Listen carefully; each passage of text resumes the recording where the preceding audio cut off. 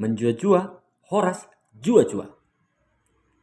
Salam kenal dari saya, Hotman Fernando Simanjuntak, salah satu guru IPA di SMP Negeri 2 Parbuluan, Dairi.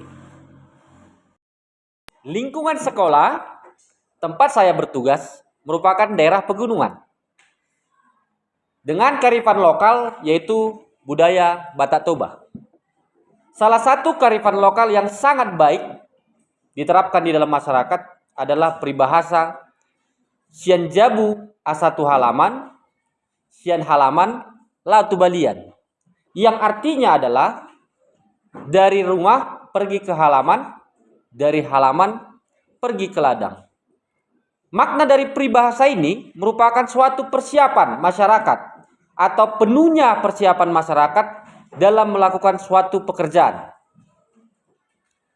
Hal ini sangat baik saya adopsikan ke dalam pembelajaran dengan meningkatkan daya belajar mandiri siswa di rumah masing-masing sebagai bentuk kesiapan atau persiapan siswa untuk menghadapi pembelajaran di sekolah atau kelas.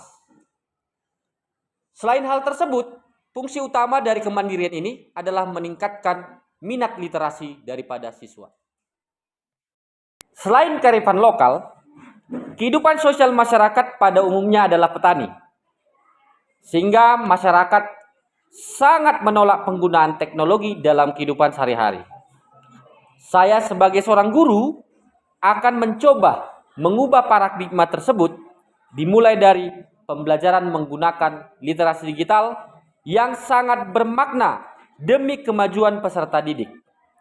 Sehingga akan mengubah pola pikir masyarakat akan pentingnya penggunaan teknologi demi tujuan yang baik dan mempermudah serta memajukan setiap aspek kehidupan masyarakat. Selain berperan dalam menyiapkan media belajar mandiri, saya juga memiliki tanggung jawab untuk membentuk dan menguatkan konsep trikosentris di kelas yang saya ampu. Pihak yang berperan adalah Kepala Sekolah SMP Negeri 2 Parbuluan yang memberikan izin untuk mengundang orang tua menghadiri diskusi dengan saya dan peserta didik untuk mencapai kesepakatan pengembangan pembelajaran di dalam kelas. Pada kegiatan pembukaan, saya akan menyiapkan pertanyaan pemantik untuk mengapersepsikan pengetahuan yang dimiliki siswa terhadap materi yang akan dipelajari.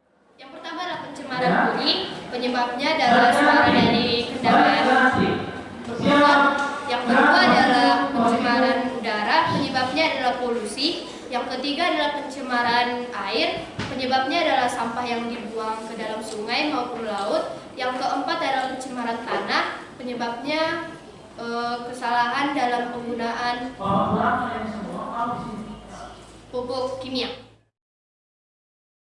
Setelah melakukan kegiatan apersepsi, saya akan memberikan motivasi melalui tayangan video. Video merupakan salah satu bentuk pengintegrasian teknologi di dalam pembelajaran. Jenis video yang saya tampilkan merupakan jenis video yang menjelaskan manfaat apa yang akan diperoleh peserta didik setelah mengakhiri pembelajaran.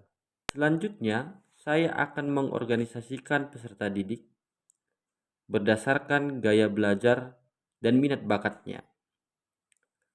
Sehingga saya akan membagikan instrumen penempatan, yaitu instrumen gaya belajar dan minat bakat bagi siswa melalui Google Classroom dan juga saya tampilkan di depan kelas.